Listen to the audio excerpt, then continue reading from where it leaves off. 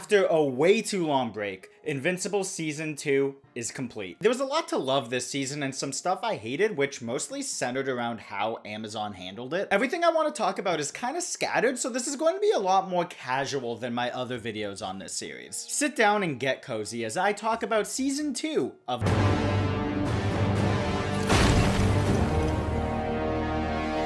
Spoilers, obviously. Only for the show though, not the comics. I haven't read the comics, so my perspective on everything is from someone who doesn't know what's coming. So if I'm wrong about some stuff or right on other things when it comes to the future of the show, I will ask that you refrain from posting comic spoilers. I've seen other comment sections turn into minefields talking about this show, and I would like to avoid that here. A lot of my favorite things with this season relates to the character development, especially with Mark. It is very much the character development season. It's why the final episode starts with the big bombastic fight, and then the rest of the episode is the repercussions of it. At the start of the season, he's still having fun being a superhero. To tie it back into my first Invincible video, that's one aspect of Superman that this show nails with its actual stand-in for him. He has fun. He's taking his girlfriend on dates all around the world. He's cracking jokes mid-fight. After the season finale, I don't think we're going to be seeing that side of him for a while. This whole season was Mark proving that he isn't a monster like his father. He tells that to so many characters and you see it in his actions. That's why in episode 4, when Nolan tells him to fight like a Viltrumite, he doesn't. He is actively refusing to turn into that monster that we see in the other universes. While watching that episode, I was expecting him to cross that line, and I'm really happy he didn't,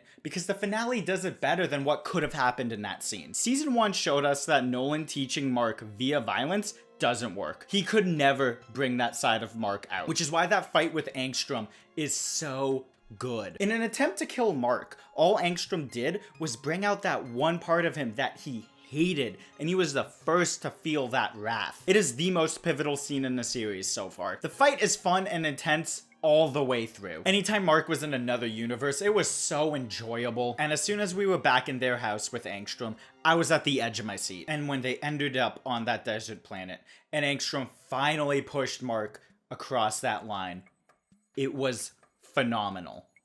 I was sitting there, shocked. After keeping the Viltrumite inside of him deep down for so long, Angstrom threatening to kill his mom and his brother, and going as far as physically hurting them, he finally forced it out, leading to the most brutal death in the series. It's so brutal, we don't get to see the full aftermath of it. And I think that's one of the smartest choices they've made. After the first season became known for its violence, I was a little worried that they were going to force it to keep the show's shock value. But here we have a scene that is so brutal that Mark throws up at the sight of what he did, and we don't get to see it. Because not only is he disgusted with himself, he's disgusted with the sight of it. In most cases, what we imagine is more horrific than what we see. That's why in a lot of horror, they hide the monster. If we only see how much blood there is, Mark's reaction, and the intact parts of Angstrom's body, it makes it more gruesome in our own heads than anything they could have shown us. They just did a phenomenal job with the aftermath of that fight. Don't show us the full body.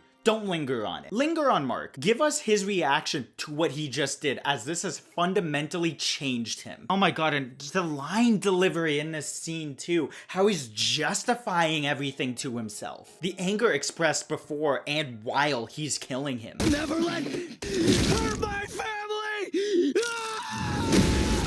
And the sadness and regret that comes afterwards. I think it might be the best performance in the show so far. I lost control. I wanted to kill him. What does that make me? I thought he was stronger. He told me he was stronger. I wanted to kill him, but I didn't know if I could. Oh, God. And that scene of him flying across the planet, pushing himself, is such a good follow-up to show us his headspace right now. Normally I hate quick flashbacks like this scene does. I think it's because video games suck at using them. A lot of the times they make the subtext the text because they're worried people might not get it, which ruins the good writing you had, in my opinion. Looking at you, Persona 5. But I think it works here because the scenes that he's thinking about and they flash back to bridge his actions in the moment. Each one is followed by him pushing himself harder and harder, and he flies faster than he's ever had. It reminded me a lot of when Nolan killed all those aliens in season 1, which got me genuinely worried that he was going to get some people hurt. I'm so excited for future seasons because I want to see this broken Mark go too far and get to that line his father crossed, just to see what reels him back. On a lighter note, which may or may not relate to the last part of the previous line, I don't know, I haven't read the comics, I'm really excited to see Mark and Eve's relationship develop. Having them talk at the end of the episode where Eve had her lowest moment while Mark is currently having his was brilliant. And then the "you don't deserve this" line low-key hits the hardest in an episode filled with hard-hitting lines. You don't deserve this. My biggest issue with this season and the show itself is that it was so obvious that Mark and Eve were going to end up together that I couldn't get invested in his relationship with Amber. And that's coming from someone who doesn't hate her. Like, I really hope this isn't the last that we see of Amber. I do want them to see the person that the other has grown into at some point later on, especially with how they broke up. It's not a big fight where they're like, fine, why don't we just break up then? Fine, let's break up. It's two people who genuinely care for each other, realizing that they can't do this anymore. Definitely one of the most mature breakups I've seen on television. And that's all I really have to say about Mark. Congrats, Angstrom. After a season of this guy you hate proving that he's better, you turned him into exactly what you hated about him. GG, rip bozo. I will miss him though. I think he is a very fun and interesting character. It's kind of crazy that he's gone because he would be the final boss in most series. But here, a big multiversal threat is used to push a character across a moral line. I've heard this said a lot, but he makes such a strong impression in the little screen time he has. But if I'm being honest, I'm happy he's gone. It keeps the show rooted in this universe, and just to throw it out there, I don't hate multiverse stories, but at this point in the story, I want to stick to these versions of these characters. That's why I think it was important to show us different evil Marks before he breaks ours. It's still crazy that this is the one universe where Mark is good, and also the one universe where his brother exists, which is just wild to think about. Imagine, if you will, there's an infinite number of universes out there, and you only exist in one. I found Debbie's arc this season really interesting. Seeing her pushed into the depths but not over the bridge, to her bouncing back and fighting to save her son's half-brother was harrowing to see. From what my buddy who has read the comics told me, she is the most improved character,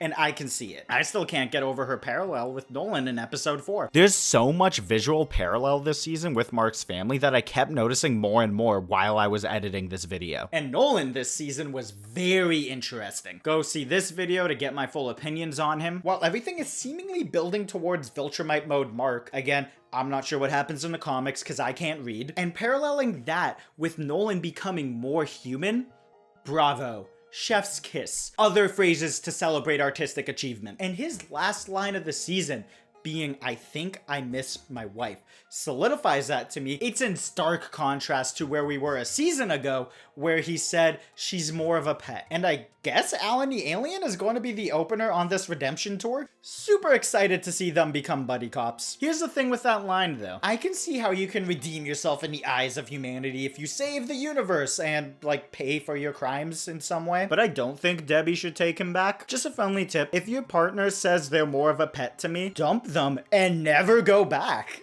I don't care if they miss you and are seemingly having one of the best redemption arcs in television history and they value your life now. They clearly didn't during what you thought was the happiest years of your life. Don't take him back, Debbie. I wonder what their reunion is going to be like, because I cannot see her taking him back right now. Omni-Man remains one of the most interesting characters in this series, and pairing him up with a character that's quickly becoming one of my favorites is going to be amazing to see. The only thing I have left to talk about, unless you guys want my opinions on other things, let me know down below, is the one thing I really hated about this season. How Amazon is handling the show. The biggest conversation I've seen around season 2 is about the break, which is a huge issue. Also, the fact that it's not entirely clear right off the bat which break I'm referring to is kind of crazy. We shouldn't be talking about how Amazon cut the season in half. We should be talking about how amazing it is. But because they chopped it up, it killed a lot of hype for the show